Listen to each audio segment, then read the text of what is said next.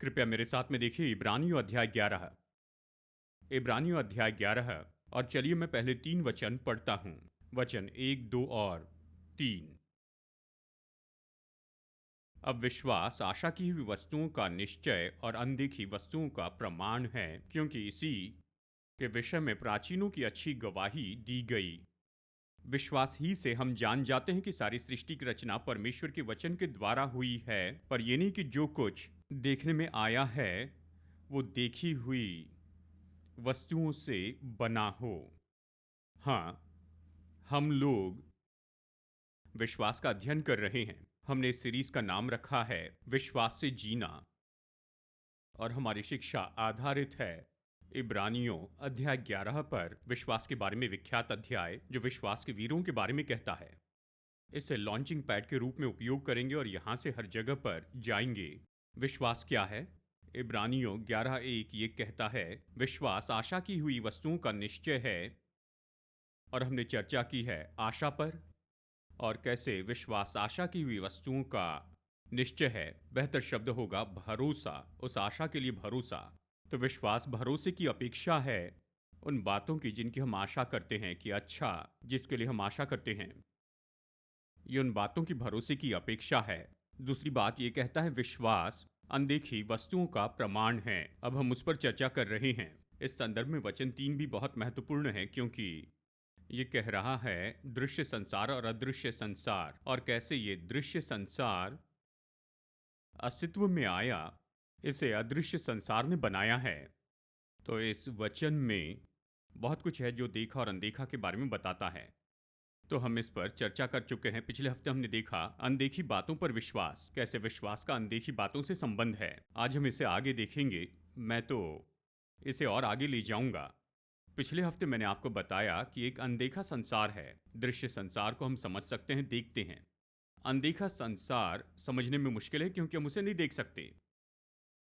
लेकिन अनदेखा संसार है, आप उसे नहीं देख सकते, इसका मतलब ये नहीं कि उसका अस्तित्व नहीं। मैंने आपको बताया कि अनदेखा संसार तो देखे जाने वाले संसार से भी ज्यादा वास्तविक है, और ये अनदेखा संसार वो अनंत काल का है। देखा जाने वाला ये संसार कुछ समय का है। अनदेखे संसार में बहुत कुछ वहां पर है। पहले तो परमेश्वर वहां है। वो अनदेखे परमेश्वर है, वो आत्मा है, वो अनदेखे परमेश्वर हैं। हम परमेश्वर को नहीं देखते, फिर भी उसकी आराधना करते। पहला पत्रस अध्याय 3 किसी समय हम पढ़ेंगे आने वाले दिनों में। बहुत ही अद्भुत वचन है जहां पत्रस बताता है कि हमने उसे नहीं देखा, लेकिन फिर भी उस पर विश्वास करते हैं और आनंद मनाते। बयान से बाहर महिमामय आनंद से। आपने उसे कभी नहीं देखा, लेकिन देखिए आज आपने कैसे गीत गाया। आप देखिए जिस तरह से आपने गाया, परमेश्वर की आराधना में आप पूरी तरह से खो गए थे। उसकी उपस्थिति का आनंद उठाया, आपने गाकर उसकी आराधना की। अनदेखा है लेकिन फिर भी उसका आनंद उठाया, अनदेखा है लेकिन उसमें आनंद मनाया। बयान से बाहर महिमा से भरे आनंद में। तो प्रभु की आराधना करते, उस पर विश्वास करते हैं, हर दिन परमेश्वर के साथ चलते हैं। और फिर बाद में हमने कुछ वचनों में देखा ऐसे मनुष्य के बारे में जो परमेश्वर के साथ चलता था। वो अनदेखे परमेश्वर हैं। आप इस अनदेखे परमेश्वर के साथ सच्चा संबंध रख सकते हैं। वो आपके साथ होंगे, आप उससे बात कर सकते, वो आपसे बात कर सकता है, आप उसके साथ चल सकते हैं। बाइबल इसी तरह से उसे बताती है। उसमें कुछ गलत नहीं। कुछ लोग सोचते ये पागल है, जिसे नहीं देख सकते उस पर विश्वास करते। कौन कहता है कि जिसे नहीं देख सकते हैं उनका अस्तित्व ही नहीं है? वो तो मूर्खता है। देखिए हवा में ऐसे सिग्नल्स हैं जो इस जगह से गुजर रहे हैं। अगर आपके पास रेडियो है या टेलीविजन है तो सिग्नल्स को कैच कर सकते हैं, तो आप वो सारा ऑडियो और वीडियो प्राप्त करेंगे। तो निश्चय ही अनदेखा संसार है, अनदेखा क्षेत्र है जहां ये सब कुछ चल रहा है। और परमेश्वर अनदेखे संसार में, वो अनदेखा परमेश्वर है। परमेश्वर के स्वर्गदूत उस अनदेखे संसार में हैं। याद कीजिए एलीशा की कहानी जो पिछले हफ्ते बताई थी। एलीशा का दास तो नहीं देख सका, लेकिन वो अग्निमय घोड़े और रथ तो वहां पर थे एलीशा के लिए। दास ने केवल देखा शत्रु की सेना ने नगर को घेर लिया है कि उस भविष्यवक्ता को पकड़ ले। भविष्यवक्ता का दास उससे कहता है, हे स्वामी, अब हम क्या करेंगे? और फिर भविष्यवक्ता ने बड़ी शांति से कहा कि जो हमारे साथ हैं वे उनसे भी बहुत महान हैं। अब ये पसंदीदा जो वाक्य है जिसे बहुत पसंद किया जाता है नए नियम में, ये कहता है, पौलुस कहता है कि जो हम में है, कि जो संसार में है उससे भी बड़ा तो हम में है। हाँ, यूहन्ना ये कहता है कि जो संसार में है उससे भी बड़ा हम में है। अब तो फिर वैसे कैसे कह सकता है? क्या उसने उस महान को देखा है? वो तो अनदेखा व्यक्ति है। तो एलीशा कैसे कह सकता था कि शत्रु के पास जितने उनसे ज्यादा हमारे पास हैं? दास इसे देख नहीं पाया, वो तो केवल 2 ही गिन पाया। पर भविष्यवक्ता ने कहा कि हमारे साथ तो ज्यादा हैं, पर वो देख नहीं पाया। वो इस तरह से अपाहिज था। अगर आप इस संसार में जीते हुए उस अनदेखे संसार से नहीं जुड़ते हैं, मैं आपसे कहूं आप भी अपाहिज जैसे जिएंगे। मैं संसार में अपाहिज नहीं होना चाहता हूं, मैं ऐसी दशा में नहीं जीना चाहता हूं। मैं ये लाभ उठाना चाहता हूं कि अनदेखे संसार को देख सकूं और अनदेखे क्षेत्र को जानूं और वहां क्या हो रहा है उसे देख सकूं। अनदेखे संसार में क्या हो रहा है इसे न जानना तो भयानक बात है। अब देखिए कितना बड़ा फर्क है एलीशा में और उसके उस दास में। वो उस अनदेखे संसार को नहीं देख पाया, वो नहीं देख पाया उस स्वर्गीय सेना को जो वहां पर थी। उनके लिए वो तो बहुत सामर्थ्य थी, एक स्वर्गदूत सारी सेना से निपट लेता, लेकिन फिर भी वहां पर उनकी पूरी बटालियन थी, अग्निमय घोड़े और रथ थे। कल्पना कीजिए दास को कैसे लगा होगा और एलीशा को कैसे लगा होगा। एलीशा पूरे विश्राम में था, शांति में, क्योंकि वो जानता था सब कुछ बिल्कुल ठीक है, क्योंकि अनदेखे क्षेत्र के बारे में सचेत था। वो दास तो पूरी तरह से बेचैन हो गया होगा, उसके दिल की धड़कन बहुत बढ़ गई होगी, गड़बड़ी में था, चिंतित था, डर गया था। और वो दास तो बिल्कुल ऐसे ही हो गया होगा। और बिल्कुल हमारे साथ भी वैसे ही होता है जब हम अनदेखे संसार के साथ में नहीं जुड़ पाते हैं। हमें अनदेखे संसार को समझना और उसके साथ में जुड़ना है, और विश्वास का संबंध इस अनदेखे संसार से है। आज मैं 2 और बातें बताता हूं जो कि अनदेखी हैं। एक तो परमेश्वर का वचन है। मैं कैसे जानता हूं परमेश्वर का वचन अनदेखा है? वचन 3 से ये जानता हूं। कहता है विश्वास ही से हम जानते हैं कि सारी सृष्टि की रचना परमेश्वर के वचन के द्वारा हुई है। जो सृष्टि देखते हैं उसके बारे में कहता है ये परमेश्वर के वचन के द्वारा बनी है। तो जो कुछ देखने में आता है वो देखी हुई वस्तुओं से नहीं बना हुआ है। तो ये कहने से कि सारी सृष्टि जिसे हम देखते हैं वो अनदेखी वस्तुओं से बनाई गई है, और फिर कहता है कि सारी सृष्टि परमेश्वर के वचन से बनी है, वो परमेश्वर के वचन को अनदेखे क्षेत्र के भाग के रूप में मानता है। अनदेखे क्षेत्र का भाग परमेश्वर का वचन तो अनदेखे संसार का भाग है। और मैं इसके लिए आपको हर तरह के वचन बता सकता हूं। उदाहरण के लिए परमेश्वर के वचन के बारे में बताया गया है कि अनंत काल का है। बाइबल में हम इसे पढ़ते हैं, तेरा वचन अनंत काल का है। भजन 119 में हम ये पढ़ते हैं। खुद यीशु ने कहा कि आकाश और पृथ्वी टल जाएगी लेकिन तेरा वचन, परमेश्वर का वचन, कभी नहीं टलेगा। तो परमेश्वर के वचन में परमेश्वर की जैसे ही गुण है, क्योंकि परमेश्वर अनंत काल के, वचन भी अनंत काल का है। और फिर जबकि परमेश्वर अनदेखे हैं, इसलिए परमेश्वर का वचन भी अनदेखे संसार का भाग है, और इसमें सामर्थ है, और अनदेखे संसार की योग्यता है, उसमें दृश्य संसार से ज्यादा योग्यता और सामर्थ होती है। अगर अनदेखे ने देखे हुए को बनाया तो कौन सा बड़ा है, कौन सा सामर्थी है? देखे जाने वाले संसार को बनाया गया है अनदेखे के द्वारा, तो अनदेखा तो बहुत ही महान है और बहुत सामर्थी है देखे जाने वाले संसार से। तो परमेश्वर का वचन अनदेखे संसार का भाग है। एक और बात, जो अनदेखे संसार का भाग है वो तो हमारा एक हिस्सा है। क्या आप विश्वास करेंगे? लोग कहते हैं मैं अनदेखे पर विश्वास नहीं करता, लेकिन आप खुद ही एक आत्मा हैं, परमेश्वर आत्मा है, और बाइबल कहती है, बाइबल मनुष्य की आत्मा के बारे में कहती है। मनुष्य की आत्मा, आपको हमेशा फर्क जानना है मनुष्य की आत्मा में और पवित्र आत्मा में। पवित्र आत्मा त्रिएकता के तीसरे व्यक्ति को दर्शाता है। परमेश्वर, परमेश्वर का आत्मा हम कहते हैं। मनुष्य का आत्मा, ये एक और बात आप पाएंगे यहां बाइबल में, और वो मनुष्य के बारे में बताता है। मनुष्य का एक भाग, मनुष्य तो आत्मा, प्राण और शरीर है। जैसे परमेश्वर आत्मा है, मनुष्य आत्मा है। उसके पास प्राण है जो कि मन है, और वो शरीर में रहता है, ये हम इसी से बने हैं। हम आत्मा, प्राण और शरीर से बने हैं। शरीर देखा जा सकता है, लेकिन आत्मा और प्राण को देख नहीं सकते हैं। यानी हमारा एक अनदेखा भाग है जो कि हमारा है। हम इस अनदेखे से व्यवहार करना है। अगर आप अनदेखे को नहीं समझेंगे तो आप खुद को नहीं समझ पाएंगे। सबसे महत्वपूर्ण भाग यानी जो आप असली में हैं वो अनदेखे हैं। मैंने आपको नहीं देखा, आपने मुझे नहीं देखा, आप मेरा चेहरा देख रहे हैं जो कि मेरे शरीर का भाग है। आप सच में मुझे नहीं जानते, क्योंकि मैं एक आत्मा हूं और इस शरीर में रहता हूं और इन दो खिड़कियों से बाहर देखता हूं जो परमेश्वर ने मुझे दी है। दो आंखें आपकी ओर देखता हूं और आप भी यही करते हैं जब आप मुझे देखते हैं, ठीक है? तो हमें अनदेखे संसार से व्यवहार करना है। अनदेखे संसार में केवल परमेश्वर और स्वर्गदूत यही नहीं, अनदेखे संसार में परमेश्वर का वचन है। इसमें अनदेखे संसार की सामर्थ है, अनदेखे संसार की महान सामर्थ। और हमारे पास मनुष्य का आत्मा है। और अगर परमेश्वर का वचन सामर्थ में बहुत ही उत्तम है इस सारे दृश्य संसार से, तो फिर मनुष्य का आत्मा भी बहुत ही उत्तम है मनुष्य के शरीर से और इन सारी बातों से, ठीक है? मनुष्य का आत्मा तो बहुत ही सामर्थी है। आज मैं आपको बताना चाहता हूं, मैं आपको बताना चाहता हूं कैसे जब आप इन बातों को समझ लेते हैं आप विश्वास से जी पाएंगे। विश्वास से जीना ऐसा नहीं, ऐसे जीना जानते हैं, यानी बहुत ही कमजोरी के साथ में जीना। जब मैं छोटा था तो उन दिनों में वो कहते थे, खासकर मैं सोचता था प्रचारक विश्वास से जीते हैं। उन्होंने अपनी नौकरी छोड़ दी, सेवकाई में आ गए, इसलिए वो विश्वास से जी रहे हैं। उन्होंने मुझे ये विचार दिया और उन्होंने ये कहा, उसे सरकारी नौकरी है, तनख्वाह मिलती है, लेकिन मैं विश्वास से जीता हूँ। मतलब मेरे पास ज़्यादा नहीं है, उसके पास सब कुछ है। यानी ऐसे कहने के द्वारा वो मुझसे कह रहे थे, विश्वास से जीना तो जीने का सबसे निचला तरीका है।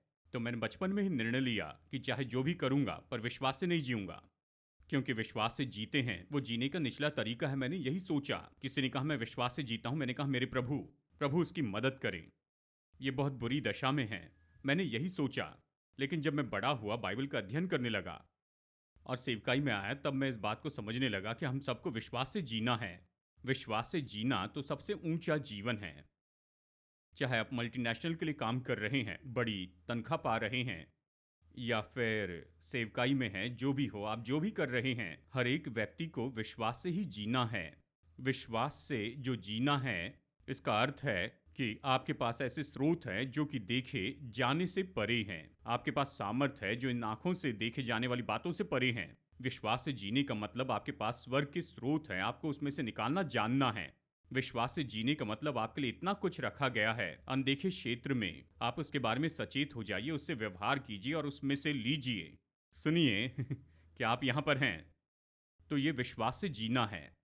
तो ये दो बातें हैं, परमेश्वर का वचन और मनुष्य का आत्मा। और देखिए, एक और शब्द है जो मनुष्य की आत्मा के लिए उपयोग किया गया, और वो है भीतरी मनुष्यत्व। आप बाइबल में इसे पढ़ेंगे।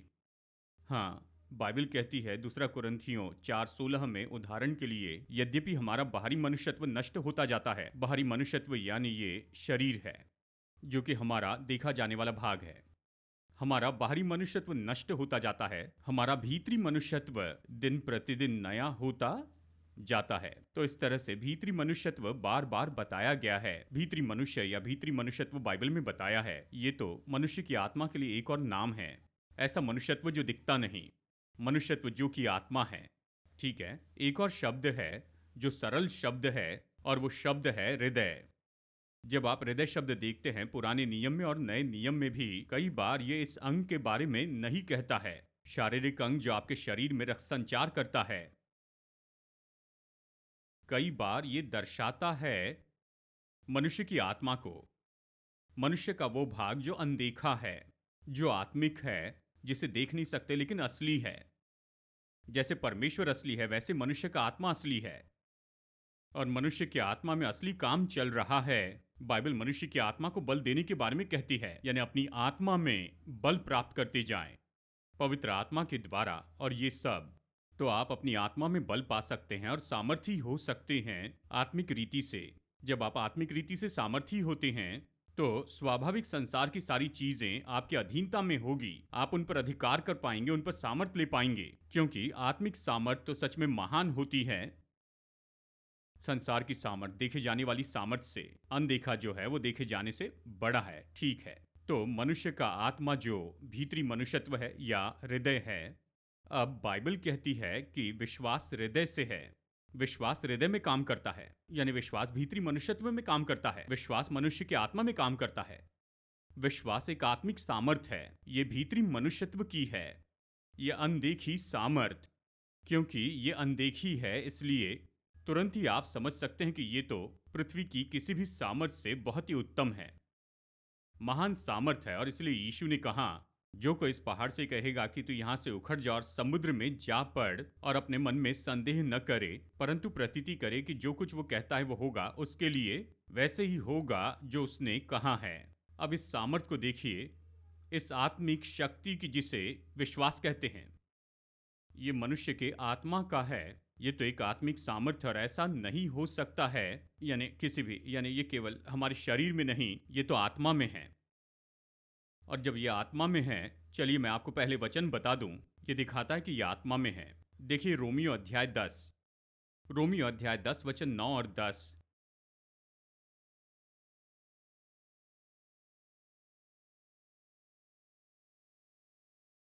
यहां बताता है लोग कैसे उद्धार पाते हैं। पौलुस बता रहा है कि कैसे एक पापी व्यक्ति उद्धार पा सकता है। वो कहता है कि यदि तो अपने मुंह से यीशु को प्रभु जानकर अंगीकार करे और अपने हृदय में विश्वास करे कि परमेश्वर ने उसे मरे हुए में से जिलाया, तो तू उद्धार पाएगा। कहता है तू निश्चय उद्धार पाएगा, क्योंकि धार्मिकता के लिए हृदय से विश्वास किया जाता है। ये कहता, दो बार यहां पर हृदय शब्द आया है, दोनों बार इस हृदय के बारे में बताता है, यानी अंग नहीं, शारीरिक अंग नहीं, लेकिन हृदय जो मनुष्य की आत्मा है, जो भीतरी मनुष्यत्व है, जो हमारा अनदेखा भाग है। मनुष्य उद्धार कैसे पाता है? यदि मुंह से अंगीकार करे और अपने हृदय में विश्वास करे। देखिए, विश्वास करना तो हृदय में होता है, भीतरी मनुष्यत्व में, उस अनदेखे क्षेत्र में, आपके अंदर में, जहां आप देख नहीं सकते, क्योंकि हृदय से ही धार्मिकता के लिए विश्वास किया जाता है। इसका मतलब जब कोई व्यक्ति ऐसे विश्वास करता है, जब पापी अपने हृदय में विश्वास करता है, तो पापी धर्मी बन जाता है, या अयोग्य पापी जो परमेश्वर के सामने खड़े नहीं हो सकता है, उसे अचानक मसीह की धार्मिकता दी जाती है, क्योंकि वो अपने हृदय में विश्वास करता है कि वो यानी यीशु उसके पापों के लिए मरा, कलवरी के क्रूस पर अपनी जगह पर। वो परमेश्वर की धार्मिकता प्राप्त करता है, तो पापी संत बन जाता है केवल अपने हृदय में विश्वास करने के द्वारा। तो विश्वास करना साधारण बात नहीं है, ये उद्धार उत्पन्न करता है। उद्धार तो संसार में सबसे बड़ा चमत्कार है कि ऐसे मनुष्य को ले जो पाप में डूबा है और वो शैतान की सामर्थ्य में दबा है, कि उसे बाहर लेकर आए और उसे आजाद करे और उसे परमेश्वर की धार्मिकता बनाए।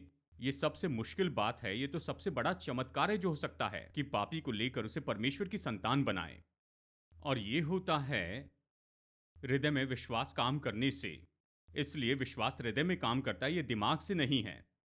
अगर विश्वास को काम करना है, ये तो सचेत मन के परे जाना चाहिए। ये तो जीवन के भीतरी स्रोत और केंद्र में जाना चाहिए, जो कि हृदय है, और यहीं से सब कुछ आता है। ठीक है, तो ठीक है, तो अब हम जान गए हैं एक सबसे महत्वपूर्ण और अनदेखी ऐसी चीज है, वो तो है आत्मिक मनुष्यत्व, जो हमारा भीतरी मनुष्यत्व है, और परमेश्वर का वचन, ये एक और बात है। अब चलिए इन दोनों के बारे में बात करके देखते कैसे काम करते। हमारा संसार तो बनाया गया है, इब्रानियों अध्याय 11 वचन 3 में हमने पढ़ा है। विश्वासी से हम जानते हैं कि सारी सृष्टि की रचना परमेश्वर के वचन के द्वारा हुई है। तो देखा जाने वाला संसार परमेश्वर के वचन के द्वारा बना है। हमारा जीवन और हम क्या हो जाएंगे, ये परमेश्वर के वचन के द्वारा आकार पाता है। जिस परमेश्वर ने संसार को बनाया अपने वचन के द्वारा, उसने हमें अपना वचन दिया है कि आप इसका उपयोग कर सके, कि आकार दे सके अपने संसार को और अपने जीवन को। और इसलिए परमेश्वर ने हमें अपना वचन दिया है। अब परमेश्वर ने कहा जबकि कुछ नहीं था, आदि में कुछ नहीं था, और परमेश्वर ने कहा, उसका वचन आगे गया और उसने सब कुछ बना दिया। अब परमेश्वर चाहते हैं कि हम भी कुछ ऐसा ही करें। वो चाहते हैं कि हम वचन ले लें और उसका वचन बोले। कोई फर्क नहीं पड़ता ये आपके मुंह से निकलता है, पर ये परमेश्वर का वचन है जो आपके मुंह से निकलता है। तो जब आप वचन बोलते हैं और ये आपके हृदय में जाता है, वही उद्धार उत्पन्न करता है। इसलिए अपने मुंह से अंगीकार करें, हृदय में विश्वास करें तो उद्धार पाएंगे। तो परमेश्वर ने हमें परमेश्वर का वचन दिया है और हमें हृदय दिया है जो परमेश्वर का वचन ले लेता है। और हृदय में जो वचन है वही तो हमारे संसार को बनाता है। हम क्या हो जाएंगे, हमारा जीवन किस तरह का होगा, हमारा भविष्य किस तरह का होगा, हमारे जीवन की उत्तमता किस तरह की होगी, यह हमारे हृदय के द्वारा निश्चित होती है। चलिए एक और वचन देखते हैं यहां नीति वचन 4 में।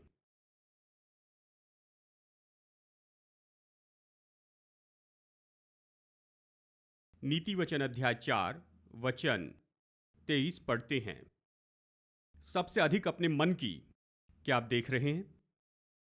बहुत महत्वपूर्ण वचन है। सबसे अधिक अपने मन की रक्षा कर, क्योंकि जीवन का मूल स्रोत तो वही है, ये कहता है। सरल अनुवाद इस तरह से होगा, सबसे बढ़कर अपने हृदय की रक्षा कर, उसके लिए सावधान रहना कि उसमें क्या जाता है ये सब सुरक्षित रखे इन सारी बुरी बातों से। क्यों? क्योंकि वो तो जीवन का सोता है, वहीं पर आपके जीवन में सब कुछ वहीं से आता है। अगर गलत इनपुट देंगे तो फिर एक दिन आप हैरान हो जाएंगे, हर तरह की गलत बातें आएंगी।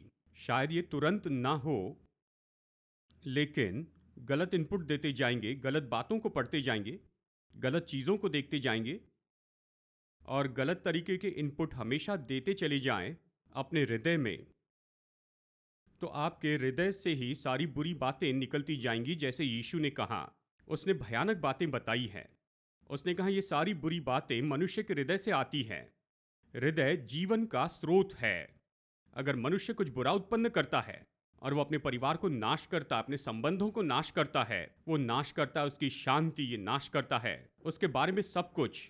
वो अपना धन नाश करता है और नाश करता है अपने जीवन के हर दृष्टिकोण को, वो उसे फाड़ देता है, नाश करता है। तो ये कहाँ से आया है? वो सामर्थ क्या है? ये तो हृदय में ऐसा कुछ है, हृदय में कुछ गलत है और इसलिए ये सब कुछ कर रहा है। और इसी तरह से जब कोई मनुष्य बेहतर होते जाता है, बढ़ते चले जाता है, संपन्न होता है, अच्छा काम करते जाता है और सफल होने लगता है और उस व्यक्ति में देखा जाने वाला बदलाव दिखता है, जानते ये कहाँ से आता है? ये भी हृदय से ही आता है। सब कुछ हृदय से आता है, चाहे बुरा हो या अच्छा हो, हृदय से ही आता। ये जीवन का सोता है। यह ऐसा स्रोत है जिससे जीवन बहता है। यह ऐसा स्रोत है जिससे सब कुछ आता है।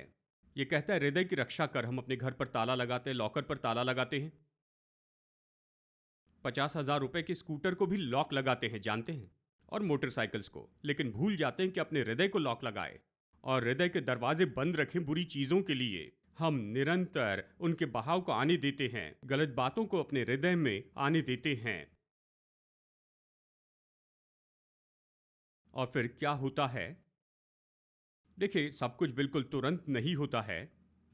ये तो ऐसा है कि खेत में बीज बोया जाता है जो फसल लेकर आएगा बाद में। इसी तरह से अच्छी बातें भी होती हैं, क्योंकि आपने परमेश्वर का वचन बोया। रातों रात बदलाव तो नहीं आएगा, लेकिन निश्चय ही बदलाव आएगा। एक दिन आप फसल पाएंगे। उन सारी अच्छी बातों की जो आपने रखी हैं वो वापस आएगा, अच्छा नाप दबा दबा कर, हिला हिला कर, उमड़ता हुआ आपके पास। हम फसल काटेंगे 30 गुना, 60 गुना और 100 गुना। सब कुछ इसी तरह से काम करता है। इसलिए नीति वचन हमें चेतावनी देता है, सबसे बढ़कर अपने हृदय की रक्षा कर। हृदय तो बहुत ही महत्वपूर्ण है। अब चलिए मैं आपको यहाँ पर नए नियम का वचन भाग 2 कुरिन्थियों अध्याय 6, यहाँ पर पौलुस इस कारण के लिए कुरिन्थियों के विश्वासियों से विनती करता है कि वो अपना हृदय खोले उसकी बातों के लिए, उसकी शिक्षा के लिए। यहाँ पर ऐसे लोगों का समूह है जो अपनी कलीसिया में पाप को निरंतर बनाए रखने की अनुमति देते, और इस चर्च को जाना जाता है पाप में कठोर ऐसा चर्च इसे जाना जाता है। एक संसारिक चर्च उनके विरुद्ध में बहुत कुछ गलत था। पौलुस उन्हें सुधारने के लिए लिखता है और वो तो उनसे विनती करता है, कहता है सुनो, मैं चाहता हूं कि तुम अपना हृदय खोलो परमेश्वर की बातों के लिए। मैंने आकर तुम्हें परमेश्वर की बातें बताई है, तुम उनके लिए अपना हृदय खोलो। अध्याय 6, चलिए वचन 11 से पढ़ता हूं। अध्याय 6 वचन 11, 12 और 13। हे कुरंथियों, हमने खुलकर तुमसे बातें की हैं, हमारा हृदय तुम्हारी ओर खुला हुआ है। ये खुले हृदय के बारे में कहता है। कुछ अनुवाद कहता है हमारा हृदय तुम्हारे लिए बड़ा किया गया। तो वो कहता है हमारा मुंह खुला है, हमारा हृदय खुला है। दूसरे शब्दों में, मैं तुम्हारे पास आता हूँ खुले मुंह खुले हृदय के साथ। जो भी मेरे हृदय में अपना मुंह खोल कर, मैं उन्हें तुम्हारे सामने उंडेलूंगा, क्योंकि मैं तुम्हारे लिए अच्छा जीवन चाहता हूँ कि तुम अच्छा सफल मसीह जीवन जियो। मैं चाहता हूँ तुम बदल जाओ, और इसलिए हमारा हृदय खुला है, हमारा मुंह खुला है। वो कहता है तुम्हारे लिए हमारे मन में कोई संकोच नहीं, पर तुम्हारी मन में संकोच है। इसका मतलब है हम तुम्हें रोक नहीं रहे हैं, तुम खुद को रोक रहे हो। और इन लोगों में कुछ गलत था, वो पौलुस को नहीं सुन पा रहे थे कि पौलुस की बातों पर ध्यान दे, और पौलुस ने जो उनके लिए लाया उसे प्राप्त कर ले।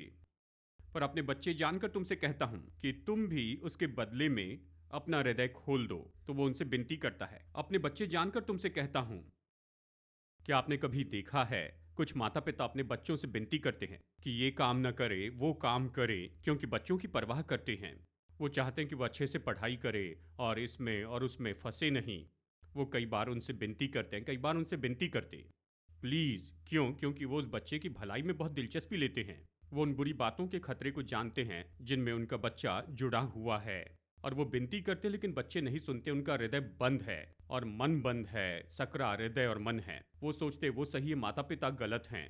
आत्मिक रीति से बिल्कुल ऐसी परिस्थिति परमेश्वर उन्हें अपने बच्चों के जैसे देखता है और कहता है तुमसे विनती करता हूँ, अपना हृदय खोलो। मैं खुले हृदय खुले मुंह से आया हूँ। तुम्हें क्या हो गया है? तुम में सकरा मन आ गया है। तुमने अपने हृदय को सकरा किया कि तुम प्राप्त न कर सको।